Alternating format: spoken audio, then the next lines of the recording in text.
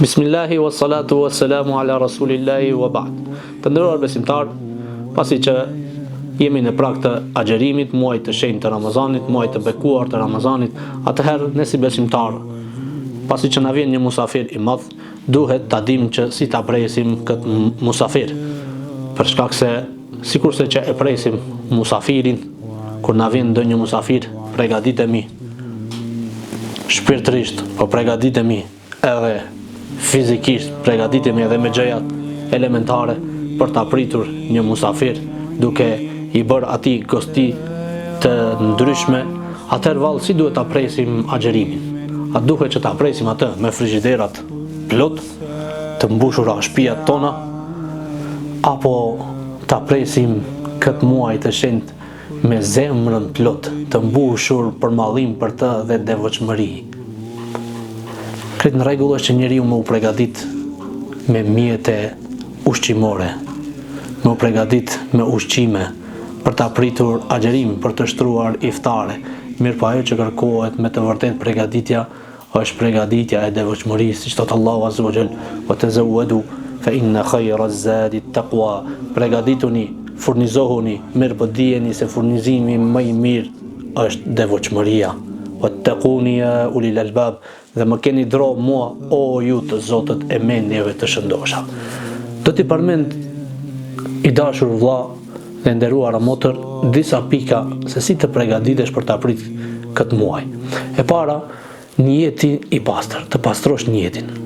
Pra të vendosësh me njet të pastër se këtë muaj të agjerimit do ta kalosh ndryshe nga viti i kaluar dhe nga muaji i agjerimit i kaluarit të cilin e ke kaluar. Këtë vit t'ja japësh besën Allahut azza wa jall, dhe të bësh niyet se do të bësh vepra sa më shumë, vepra të mira, namaz natë, lexim të Kuranit, dhënie, sadaka, kalimin e netëve duke përmendur Allahun azza wa jall.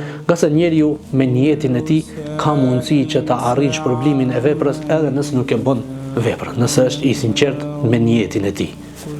Allahu azza wa jall do ta shpërblen nëse nuk ka mundësi që ta bën një vepër, mirë po ka bën niyet që ta bëj atë vepër dhe ka qenë i sinqert në niyetin e tij. Pastaj Allahu azza wa jall ndoshta e ka penguar ndonjë arsye për ta arrit ta kryen këtë vepër, Allahu do ta shpërblen sikur ta ketë vepruar këtë vepër.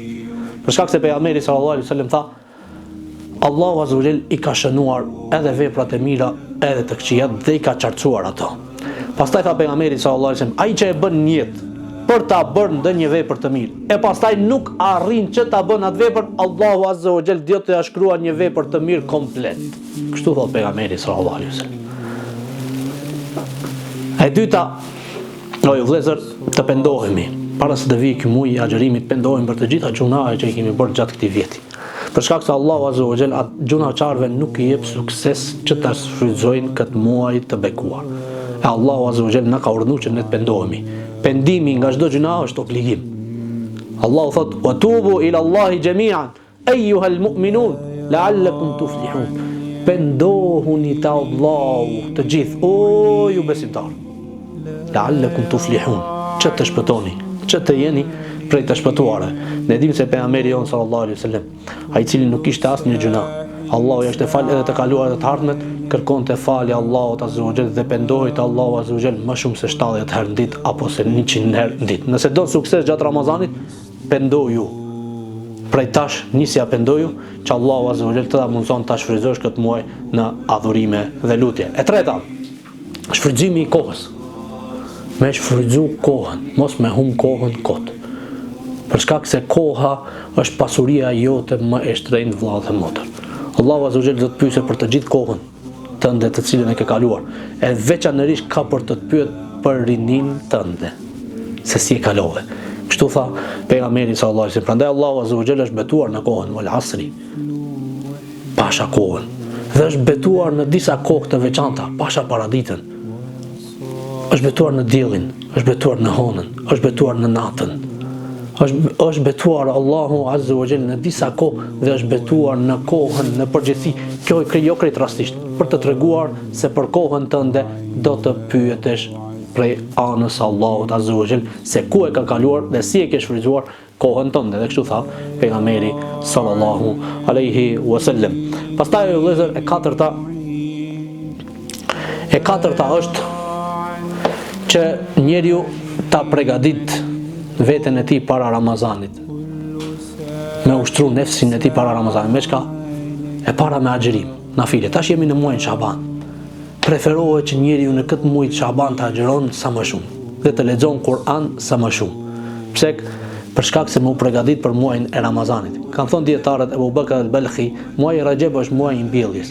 Muaji Shaban është muaji i ujitjes, pra me shtu dozën me adhurime, me u përgatit, ndërsa muaji Ramazan është muaji i korrjes së frytave, të cilat i ketë mbjell gjatë muajit Rajab dhe Shaban. E ne duhemi për një muaj edhe të mbjellim, edhe të ujisim, edhe të korrim.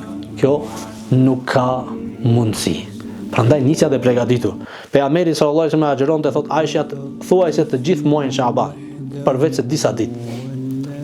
Gjithashtu kanë lexuar Kur'an. Të parët tonë kanë lexuar shumë Kur'an gjatë këtij muaji.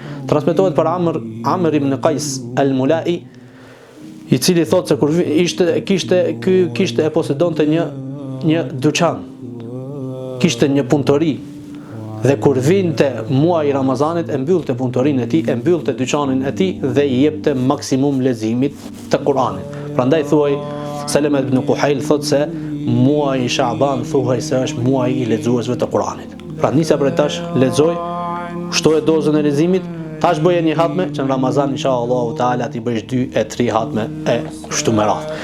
Pastaj e dyta që duhesh me përgatit veten është tham me agjerim, tham me lexim Kur'ani dhe tham me namaznate. Shtoje dozën e namazit të natës. Nisja bëje praks namazin e natës, praktike. Që kur vjen Ramazani të lehtësohet pastaj qëndrimi me imam në taravih. E pastaj e pesta, o vëllezër, që duhet njeriu të ketë parasysh është që të mësoj dispozitat e agjerimit para se të vjen muaji Ramazanit. Çka është obligim gjatë muajit të agjerimit, çka është e pëlqyer, çka e prish agjerimin, çka është e urrëtur gjatë agjerimit. Mësoj dispozitat ti dhe familja jote që mos të bini në gabime gjatë muajit të Ramazanit, dhe e gjashta me nxituar për vepra të mira dhe serioziteti në ato vepra. Pra këto janë disa pika me lejen Allahut azza wa jall që do të bëjnë dobi ty vëlla dhe motër nëse përgatitesh me këto pika para muajit të Ramazanit. Atëherë në Ramazan do të jesh ndryshe nga muaji i kaluar i Ramazanit. Wassalamu alaikum wa rahmatullahi wa barakatuh.